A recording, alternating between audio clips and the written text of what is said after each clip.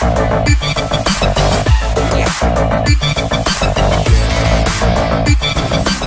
Dear friend, कैसे हो आप सभी लोग। मैं डीआरएक्स दिविश पाल और आज की क्लास में आपका बहुत बहुत स्वागत है। आज हम पढ़ने वाले हैं कोशिका चक्र और जो टॉपिक पढ़ रहे हैं उसका नाम है कोशिका चक्र। चैप्टर कौन सा पढ़ रहे हैं हम लोग? कोशिका चक्र और कोशिका विभाजन। क्लियर है? तो चलो स्टार्ट करते हैं। सेल साइकिल वेरी इंपॉर्टेंट, बहुत इंपॉर्टेंट टॉपिक है।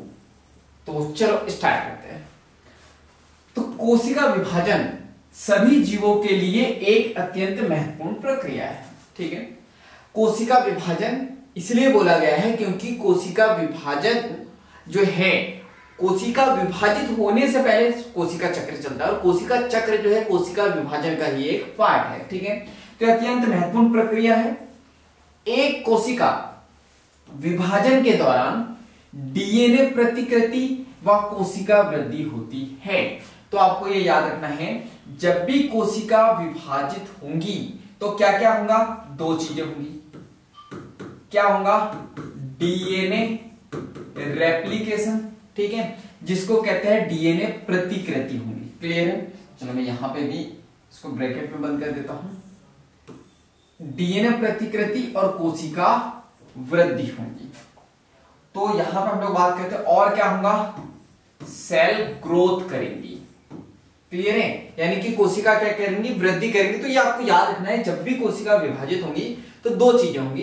पहले क्या होगा? डीएनए रेप्लिकेशन या प्रतिकृति। अब इसका मतलब मैं बता देता हूं। प्रतिकृति या रेप्लिकेशन का मतलब क्या होता है? सिंपल से समझो, फोटोकॉपी। क्या आपने एक कॉपी डाली और जो है दो निकल गई। फोटोकॉपी करने जाते हो ना, एक पेज ले जाते हो, सेम टू सेम दो मिल जाते हैं। तो उसी प्रकार जो है डीएनए प्रतिकृति। प्रतिकृति का मतलब क्या है? उसी के समान एक कृति। क्लियर? तो उसको कहते हैं प्रतिकृति। तो फिर क्या करती है? कोशिका वृद्धि करती है।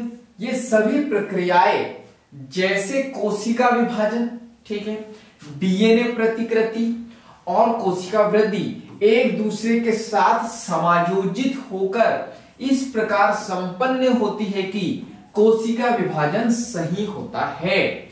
वह संतति कोशिकाओं में इनकी पैतृक कोशिकाओं वाला जीनोम होता है, यानी कि जेनेटिक मटेरियल होता है।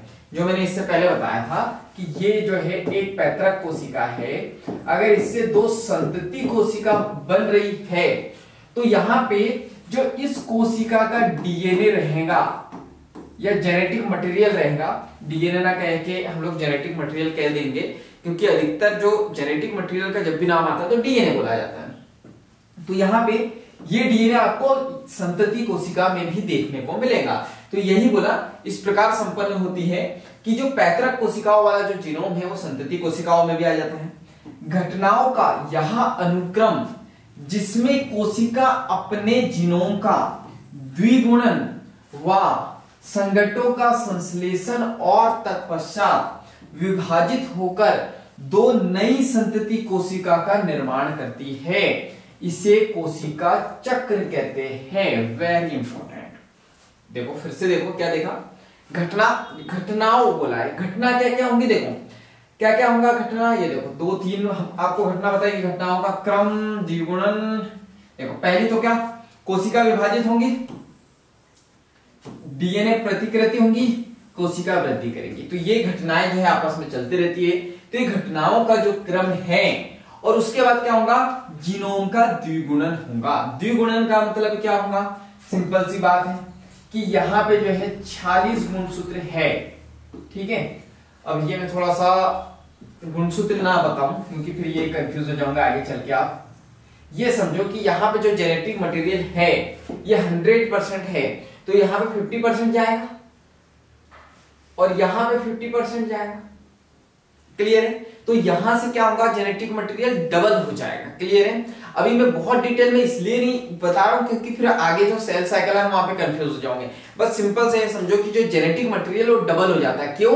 क्योंकि आगे दो कोशिकाओं को देना होता है।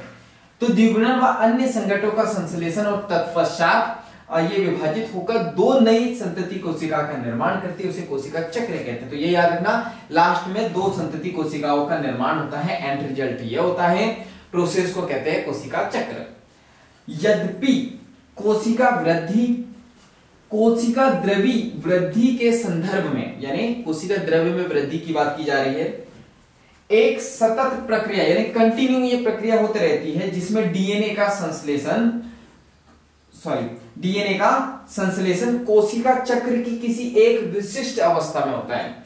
वेरी इंपॉर्टेंट, डीएनए का संश्लेषण कोशिका चक्र के कुछ फेसेस होते हैं, कुछ अवस्था होती है उसमें होता है, और यहां से कई बार नीट में क्वेश्चन आ चुका है। तो कमेंट्स बॉक्स में आपको बताना है कि डीएनए का संश्लेषण कोशिका चक्र के किस फेस में होता है। कुछ लोग बोलेंगे सर आपने तो पढ़ाया ही नहीं और आप तो हमको ये बोल रहे हो कि ये बताना है। जी हाँ, क्योंकि कुछ इंटेलिजेंट लोग भी होंगे ना जिन्होंने पहले से पढ़ के रखा होगा, तो वो बता सकते हैं, वरना फिर इंतजार करिए, हम तो देख ही लेंगे। चलिए इसके बाद हम लोग बात करते हैं नेक्स्ट। तो नेक्स्ट हम लोग देखते हैं, और कई बार ऐसा ना जल्दबाजी में अगर मैं मिटा दूं, स्क्रीनशॉट नहीं ले पाओ, तो आप ऐसे टैलेंटेड हो, मेरे को इधर उधर करके वीडियो पॉज करके स्क्रीनशॉट ले सकते हो, ठीक है। चलिए तो आगे देखते हैं। कोशिका विभाजन के दौरान, जब कोशिका विभाजित होती है तो उस दौरान डीएनए प्रतिकृति, देखो प्रतिकृति गुणसूत्र जिसमें डीएनए जटिल घटनाक्रम के द्वारा संतति केंद्रकों में वितरित हो जाते हैं। ये सारी घटनाएं आनुवंशिक नियंत्रण के अंतर्गत होती है। क्या समझ में आया? जब कोशिका विभाजित होती है तो उस दौरान प्रतिकृति समझ में आ गया, 1 से 2 बनना, तो यहाँ पे गुणसूत्र बोला गया है। इससे पहले सेल बायोलॉजी हम लोग पढ़ चुके हैं कि जो गुणसूत्र है उसी के अंदर क्या होता है, डीएनए, तो इसलिए ब्रैकेट में डीएनए लिख दिया। इसलिए मैं बोलता हूं एक चैप्टर दूसरे चैप्टर से लिंक्ड होता है, ठीक है।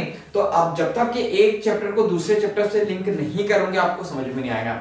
सेल बायोलॉजी के बहुत सारी टर्मिनोलॉजी यहां देखने को मिलेगी, और जैसे ये पढ़ लोगे तो जेनेटिक जब पढ़ोगे तो जेनेटिक आपको बहुत अच्छे से समझ में आएंगी। रिप्रोडक्शन आप पढ़ोगे तो वहां पे आपको समझ में आएगा कि रिप्रोडक्शन जनन होता कैसे है, क्लियर है। तो यहाँ पे इसलिए ऐसा लिख दिया है।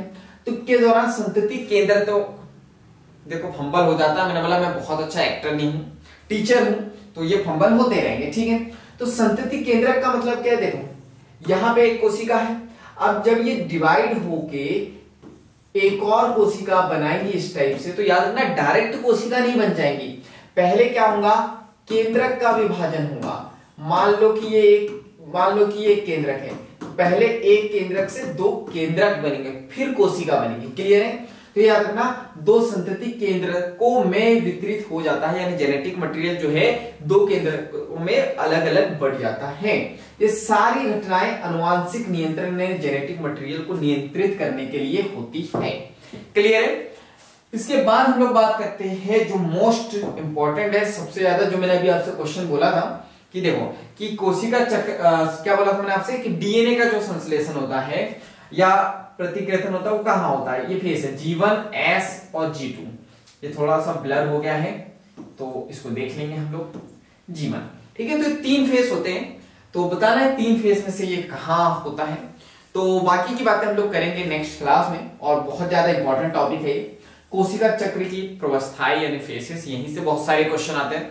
तो बाकी की बातें करेंगे नेक्स्ट क्लास में। जल्दी से चैनल को सब्सक्राइब कर दो, बेल आइकन को दबा दो, ताकि ऐसे वैल्यूएबल वीडियो की नोटिफिकेशन सबसे पहले आपको मिलते रहे। बाकी वीडियो को ज्यादा से ज्यादा आप शेयर कर सकते हो, क्योंकि जब हम दूसरों की हेल्प करते हैं तो ये नेचर हमारी हेल्प करता है। बाकी हम लोग मिलेंगे नेक्स्ट क्लास में, इस तरह हंसते हुए, मुस्कुराते हुए, लाइफ में आगे बढ़ते हुए, कुछ नया नया सीखते हुए। जब तक के लिए thank you so much, bye bye and go for success.